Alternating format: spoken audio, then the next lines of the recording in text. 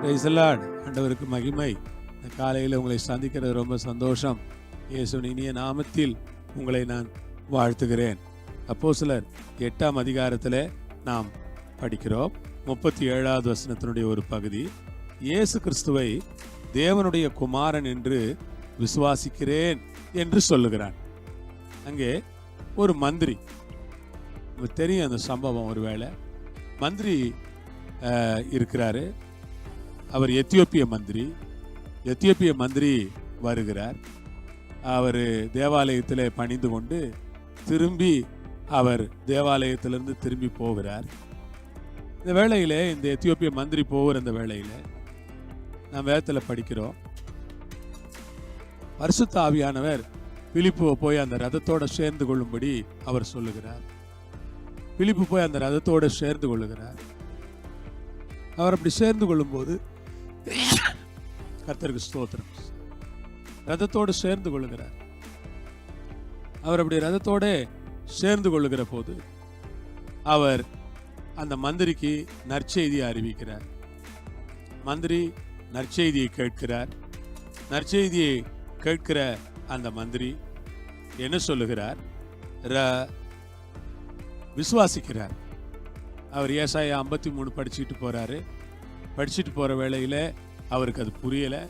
அப்பொழுது அவர் கேட்குறாரு, இந்த இடத்துல தீர்க்கதரிசி தன்னை குறித்து சொல்லுகிறாரா, மற்றவர்களை குறித்து சொல்லுகிறாரா என்று எனக்கு விளங்கவில்லை என்று கேட்கும்போது அவருக்கு விளக்கம் சொல்லிக் கொடுக்கிறார் பிலிப்பு. உடனே அந்த மனிதன் ஆண்டவரை முழு மனதோடு கூட விசுவாசிக்கிறான் என்று நாம் வேதத்திலே படிக்கிறோம். கர்த்தருக்கு ஸ்தோத்திரம். இயேசு தண்ணீர் வருகிறது. அங்கே போகிற வழியில் தண்ணியை பார்த்த உடனே, தண்ணி இருக்க, நான் ஞானசானம் எடுத்துக்கலாமா என்று மந்திரி கேட்கிறார். உடனே தீர்க்கதரிசி பிலிப்பு சொல்கிறாரு, நீர் முழு இருதயத்தோட விசுவாசத்தா தடைய ஒன்றும் இல்லை. அப்போ அவன் சொல்கிறான், இயேசு கிறிஸ்துவை தேவனுடைய குமாரன் என்று நான் விசுவாசிக்கிறேன். ஆம் அன்பானவர்களே, பிரியமானவர்களே, இயேசு கிறிஸ்துவை தேவனுடைய குமாரன் என்று விசுவாசிக்கிற ஒருவரை நாம் இங்கே பார்க்கிறோம். இந்த நாட்களில் நாம் மக்கள் இயேசு கிறிஸ்துவை தேவனுடைய குமாரன் என்று அவர்கள் விசுவாசிப்பார்களானால் நிச்சயமாய் அதுதான் அவர்களுக்கு ஆசீர்வாதம். இயேசு கிறிஸ்துவை தேவனுடைய குமாரன் என்று விசுவாசிக்கிற ஒரு நிலைமைக்கு மக்கள் வர வேண்டும். கர்த்தர் தாமே அவர்களை ஆசீர்வதிப்பாராக. இந்த நேரத்தில் கர்த்தருடைய கருத்தில் நான் ஒப்புக் கொடுக்கிறேன்.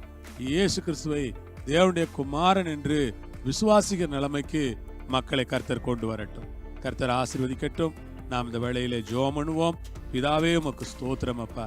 அன்றைக்கு அந்த மந்திரி விசுவாசித்தது போல இன்னைக்கு ஏராளமான ஜனங்கள் இயேசு கிறிஸ்துவை தேவனுடைய குமாரன் என்று விசுவாசிக்கத்தக்கதாக கிருபை செய்தருளும் ஆண்டவரே.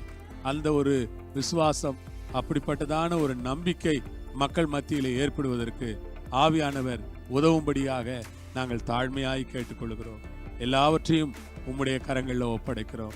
இயேசுவின் நாமத்திலே ஜெபம் பண்ணுகிறோம் எங்கள் பரமபிதாவே. ஆமேன், ஆமேன். கர்த்தர் உங்களோடு இருப்பார், உங்களை ஆசீர்வதிப்பார்.